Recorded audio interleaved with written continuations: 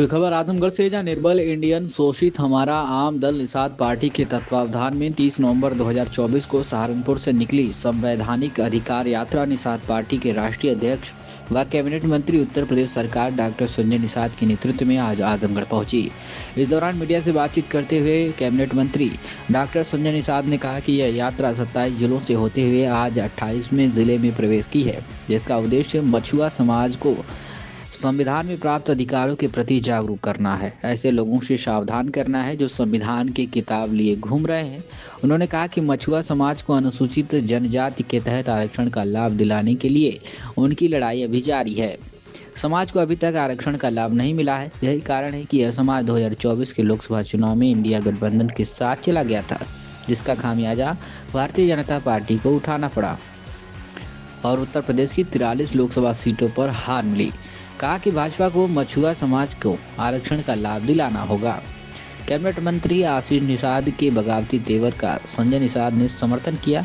कहा कि कुछ अधिकारी ऐसे हैं जो छवि खराब करने का काम कर रहे हैं। क्या कुछ क्या मीडिया से बातचीत करते हुए संजय निषाद, कैबिनेट मंत्री उत्तर प्रदेश सरकार ने, आप सुनिए।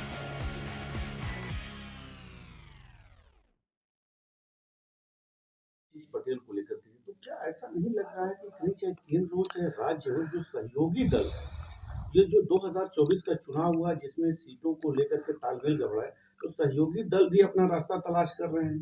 भारतीय जनता पार्टी या तो उनको तरजीह नहीं दे रही है या वो अपना नया रास्ता नहीं, कुछ है आपकी बातों में सत्यता है, लेकिन रास्ता नहीं तलाश रहे हैं। जैसे हम लोग मर्यादा पुरुषोत्तम भगवान राम के आद बाल सखा निषाद राज के बाद हम लोग मर्यादित लोग हैं।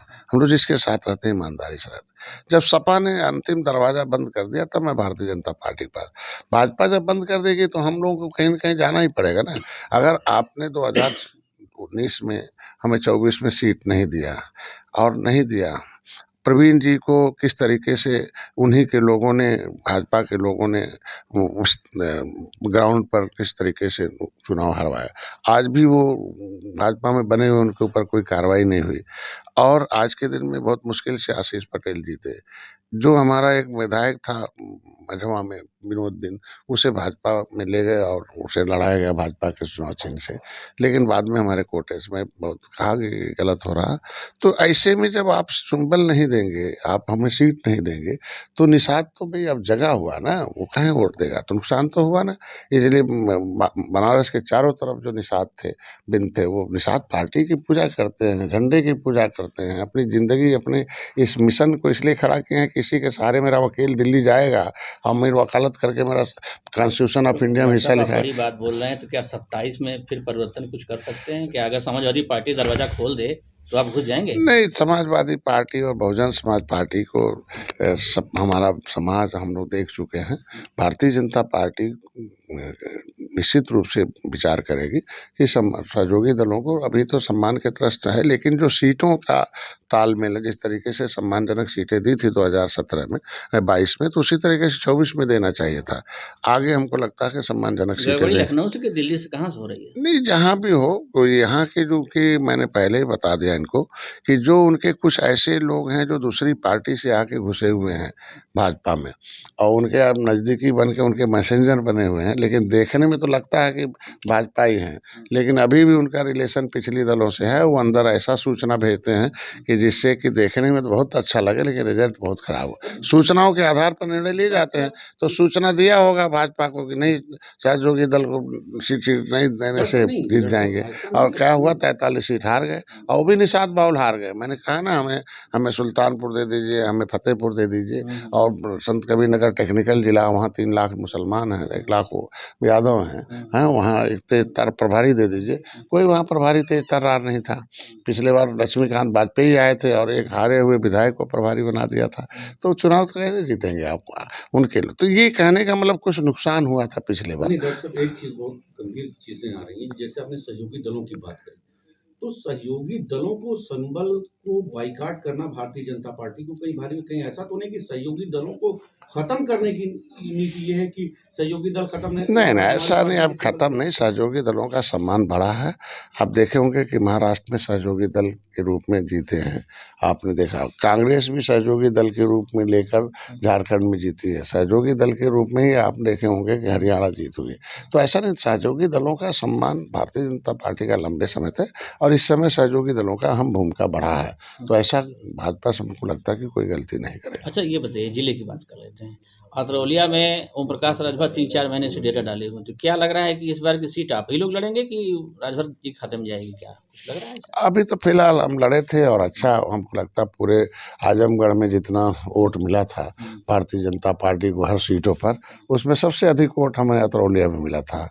अब अगर हमें सब भारतीय जनता पार्टी सत्ता में रह के अगर वोट नहीं बढ़ा सकती जो है 2022 में, तो हम कह रहे हैं कि हम तो सबसे ज्यादा वोट पाए हैं। तो फिर मेहनत कर रहे हैं तो अतरौलिया। चाचा सहयोगी दल है तो हर जगह मेहनत बहुत करें, मेहनत कर तो रहे हम हैं, भी सही मेहनत कर कर रहे हैं आज के दिन में।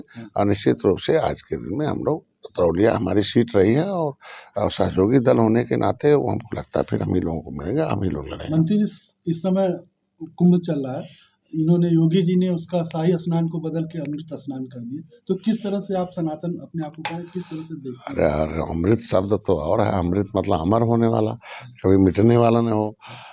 आज के दिन में तो प्रयागराज की धरती तो निषाद राज की धरती है, और धन्य कर दिया मोदी जी ने, योगी जी ने, कि 56 फुट की भगवान राम की निषाद राज की मूर्ति लाई।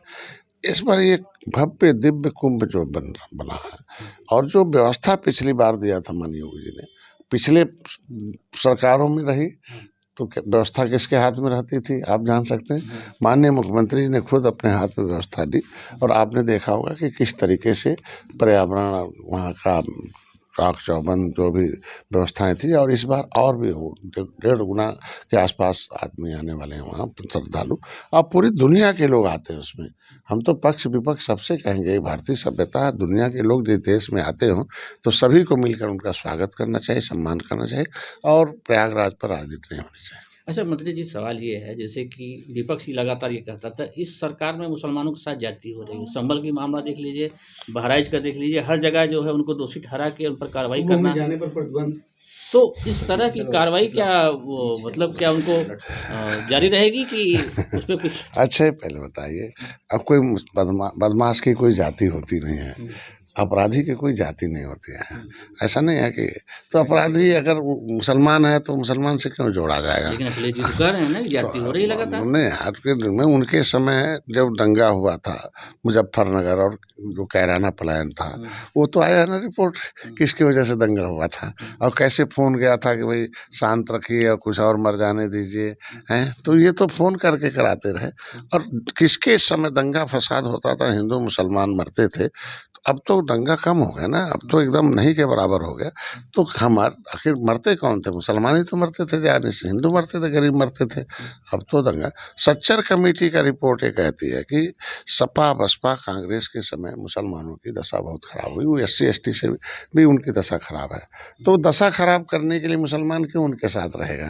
भाई आज बीमार है, गरीब है, इलाज हम करा रहे हैं, मकान हम दे रहे हैं, अनाज हम दे रहे हैं, उनके बच्चे को हम लोग चाहते हैं कि मुसलमान भी इसी देश का धर्म बदल दिया है, उसके बच्चे भी डॉक्टर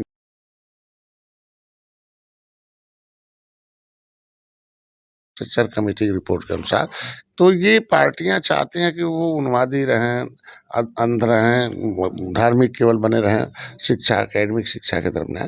तो ये इसलिए अब मुसलमान खसक रहा, जैसे कुंदरकी वगैरह में वोट दे दिया मुसलमान हम लोगों को, और तो अब मुसलमान वोट देना शुरू कर दिया। तो जो विरोध में रहता था मुसलमान, चाहे कुछ ही % शुरू किया हो, तो ये आज इनके लोगों के लिए खतरे की घंटी लग रही विपक्ष को, इसलिए हमेशा राजनीति करते हैं मुसलमानों अच्छा, को। संभल में जिस तरह से मंदिर मिलने शुरू हो रहे हैं, उसको लेकर अखिलेश यादव ने मुख्यमंत्री जी को कहा कि मुख्यमंत्री आवास की खुदाई कराए, उसमें भी शिवलिंग मिलेगा, इस पर क्या कहना? अरे वो भी मुख्यमंत्री थे, बैठे उसी में थे, तो खुदाई करा के निकाल देना चाहिए।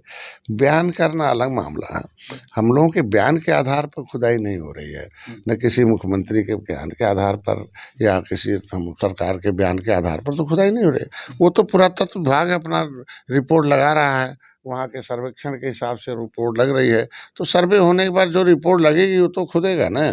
आखिर मान लीजिए कौन आदमी है, देखिए इतिहास विरासत होती है, विरासत पूंजी होती है, पूंजी भविष्य होती है। अगर हमारे भारतीय सभ्यता की विरासत हमें वापस आ रही है तो उसमें पेट में दर्द क्यों हो रहा है? आप डॉक्टर साहब, जिस तरह से आप असंतुष्ट लग रहे हैं, अगर 27 तक यही सम्मान नहीं मिल पाया तो क्या रास्ता अलग हो जाएगा? नहीं, मैं असंतुष्ट नहीं हूँ, मेरा समाज असंतुष्ट है, क्योंकि इनका हिस्सा लेदरमैन खा रहा है, इनका हिस्सा मिल्कमैन खा रहा है। कि जब हम दिल्ली की अनुसूचित जाति की सूची में मझवार सुरक्षित है, और हम गिनती 61 में 1961 में 70 लाख थे।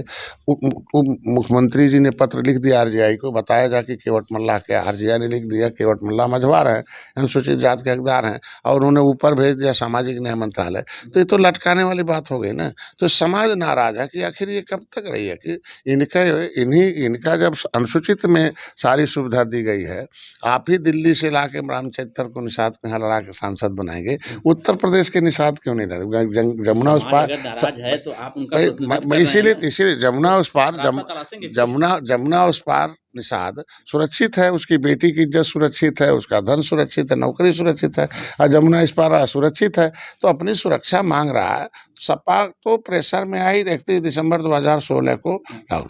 तो मैं तो ये चाहता हूँ कि इन्होंने एक उत्तराखंड में शासनादेश जारी किया, शिल्पकार जाति ने जातियों का समूह है, उस तरीके से मझवार जाति ने जातियों का समूह है, ये जारी कर दें। इसलिए समाज को सही सही बात बताना कि धोखेबाज कौन है। धोखेबाज वो लोग हैं जो तुम्हारा वोट लेकर तुम्हारे साथ अन्याय किए। आज योगी जी पत्र लिखकर आपका पहल कर रहे हैं, तो जो शहर पर पहल कर रही है तो समस्या का समाधान भी अच्छा, करेगी। आखिरी सवाल ये है कि 27 में क्या सरकार रिपीट हो रही है? निषाद जिसके साथ रहता है ना वही सत्ता में रहता है। जब तक निषाद सपा बसपा कांग्रेस के साथ था तब तक वो सत्ता में थे, तब तक हीरो थे। हम दूर हो गए, निषाद दूर हो गए हमारे। 24 में तो निषाद नाराज हो गया, आप खुद ही कह रहे हैं। इसीलिए तो जो मैं कह रहा हूँ कि आपने 24 में नाराज, हमको सही बात तो बताना पड़ेगा ना कि आंशिक रूप से सफलता इसीलिए मिल गई कि कुछ निषाद पीढ़ी का हिस्सा बन गए। इसीलिए तो हमें इनके जगाना है कि आप, नाराजगी नहीं दूर हुई तो 27 हमको लगता है कि नाराजगी नहीं दूर होगी तो भाजपा का नुकसान होगा। अच्छा, एक सवाल, बड़े पैमाने पर किसान मत्स्य पालन का कार्य करता है, और जो मछली की इनकम है उसको कृषि इनकम के तौर पर ट्रीट किया जाता है, लेकिन उनको बिजली कमर्शियल प्रोवाइड की जाती है। इससे पहले भी मैंने आपसे ये अनुरोध किया था और जन समस्याओं को लेकर के, तो क्या आपका कोई ऐसी व्यवस्था है कि जो किसानों, मछली पालक किसान है, उनकी बिजली भी अन्य किसानों की तरह से फ्री हो? अभी तो मछली का कृषि का दर्जा प्राप्त हो गया है, और बिजली विभाग खुद ही अपना अभी बीमार बेचारा परेशान है। तो अभी हमने जो अपने मछुआ कल्याण कोष में है कि उसमें हम इनकी बिजली फ्री कर दें। हम उनका जो बिजली जला बढ़ता है हम उसको अनुदान के लिए दें। हम 25 करोड़ रुपया में इनकी शिक्षा के लिए, इन्हें स्वास्थ्य के लिए, इन्हें सहयोग के लिए अनुदान के रूप में।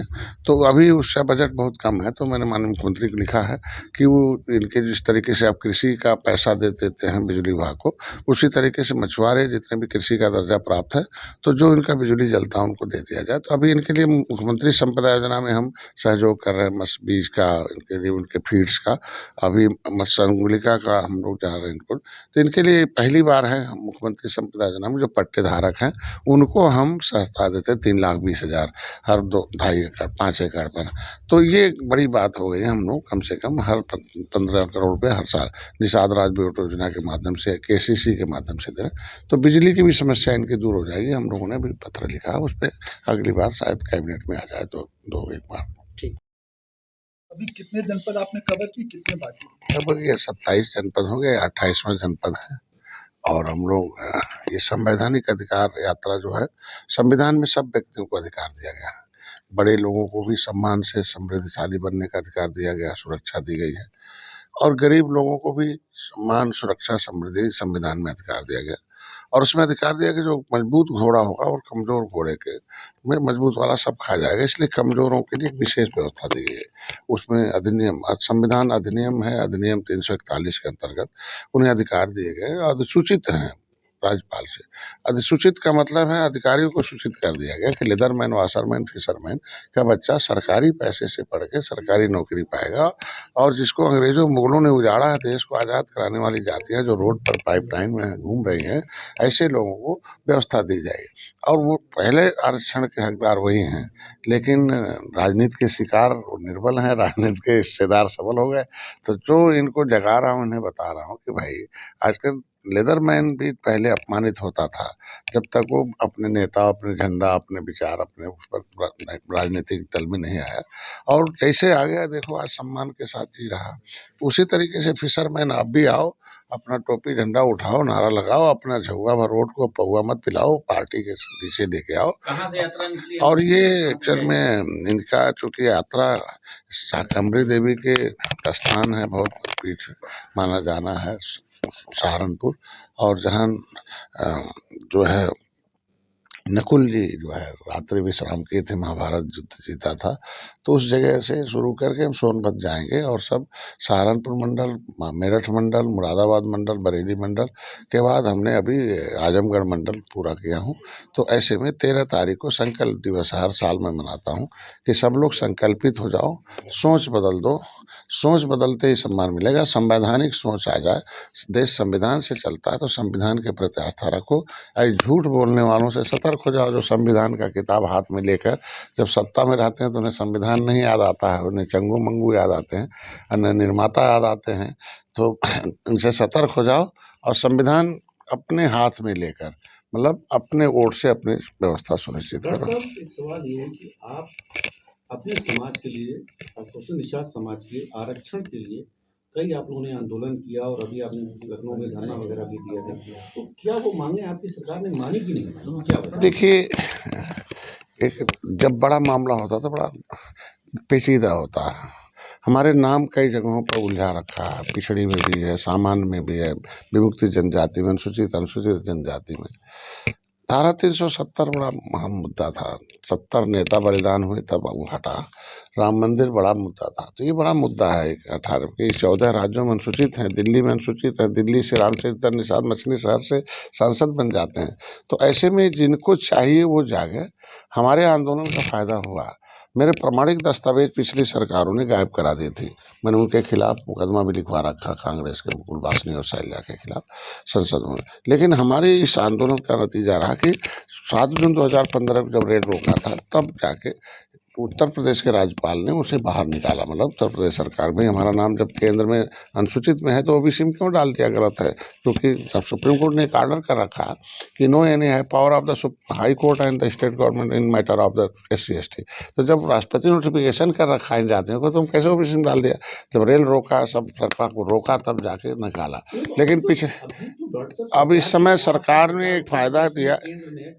एक चीजें हैं कि जो भाजपा का बात, योगी जी पहले हमारी बात उठाते रहे सदन में, अब वो मुख्यमंत्री हैं। भाजपा ने खुद ही अपने मछुआ विजन में लिखा था कि निषादों का आरक्षण दिया जाएगा। लेकिन एक अभी पहल की कि मतलब जो पत्र है RGI ने अटेस्ट कर देने, केवट मल्ला मझवार हैं। अब इनको अब जो 43 सीट हार गए हैं, जो अभी भाजपा हारी है, तो ये निषाद कुछ PDA का हिस्सा बन रहे। तो अब ये जाना है कि भाई PDA का हिस्सा बनने से हमारा कितना नुकसान है। तो इसीलिए अब हमको लगता है भाजपा इस पर विचार करना शुरू कर दी है। तो डॉक्टर साहब, PDA का हिस्सा वो इसलिए बन रहे हैं कि जो उनकी मांगे हैं वो पूरी नहीं हो पा रही। निश्चित रूप से यही तो बताना है कि यह सरकार को भी बताना है और इनको भी बताना है कि तुम्हें जो जो धोखा दिया है वो धोखा खाया है। तो कहीं भाजपा ने भी धोखा खाया इस तरीके का, इसलिए मैं तो सदन में बोल दिया था। अच्छा, आप धोखा की बात कर रहे हैं तो कल आशीष पटेल आपके कैबिनेट के हिस्सा हैं, तो वो भी धोखा कर रहे हैं, हमारे साथ हो रहा है। और बड़ा बगावती रुख उन्होंने अपना लिया है, कह रहे हैं सीधे सीधे STF को गोली मार दे। नहीं, एक्चुअल में कुछ ऐसे अधिकारी हैं और कुछ लोग ऐसे हैं कि जो किसी की छवि खराब करते हैं। जांच का विषय हो, जब तक जांच न हो जाए तब तक किसी के ऊपर आरोपित कराना, किसी भाई मैं कह रहा हूँ आज के दिन में किसी के खिलाफ कुछ भी छाप दे तो नहीं चलेगा ना, कोई बोल दे। हम कहते हैं कि जांच कराइए, जांच में तो दोषी हो कराए। अधिकारी के पास अधिकार है, चेक पर दस्तखत करने का अधिकार अधिकारी को है। वो कुछ भी शासनादेश जारी, हमने देखे मंत्री का और सरकार का सुझाव होता है। लोग सुझाव देते हैं कि ऐसा होना चाहिए। अगर हम सुझाव खराब है, as per constitution of India नहीं है, तो कोई भी अधिकारी को दस्तखत नहीं करना चाहिए। क्या अगर आज लोकसभा चुनाव के बाद कोई स्थिति सुधार नहीं हुआ? एकदम अधिकारी अभी भी मनमाने हैं। हमको लगता है कि कुछ ऐसे अधिकारी हैं जो सरकार की छवि खराब कर रहे हैं। हम कहते नहीं, अब तो लगता है कि लग तो रहा है मैक्सिमम। मुख्यमंत्री जी अच्छे हैं, सबके अभिभावक हैं और सबके मार्गदर्शक हैं, लेकिन कुछ अधिकारी ऐसे हैं जिनकी छोटी सी मतलब वो एक ऐसा चीज़ करते हैं जिससे कि वो नाराज हो जाए, वो पार्टी नाराज हो जाए, नेता नाराज हो जाए, उसके समर्थक नाराज हो जाए, नुकसान हो जाए। ऐसा हुआ है, तभी तो 43 सीट हारे हैं हम। नहीं तो हम सब 24 घंटे काम करते हैं, केंद्र में मोदी योगी सारी योजनाएं धरातल पर किया। हारने का कारण तो यही था ना।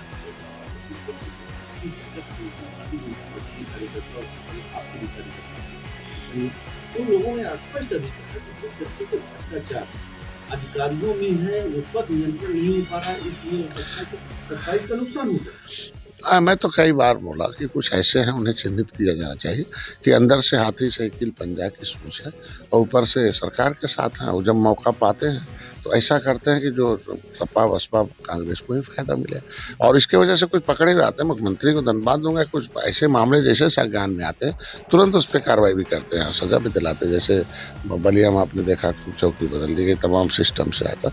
ऐसे कुछ अधिकारी हैं जिनको अभी प्लानिंग के तहत चिन्हित करके उन्हें महत्वपूर्ण पदों से हटाना पड़ेगा, नहीं तो नुकसान। आरोप लग रहा है कि उच्च अधिकारियों को पैसा नहीं पहुंचाया, इसलिए उच्च अधिकारियों ने ये पूरा प्लान किया। ये तो सिस्टम हर थाने पर चल रहा है, हर तहसील में चल रहा है, इसलिए बलिया ही उसका मोहरा बन गया कि वो एक बढ़िया चौकी थी, वहाँ से पैसा तो बड़े अधिकारी नहीं, अभी आपने देखा होगा कि घूस लेते हुए यहाँ सुल्तानपुर में पकड़ा गया तो एसडीएम भी जिम्मेदार, मुझे नीचे कर्मचारी थे। ऐसा थोड़ी हो सकता है।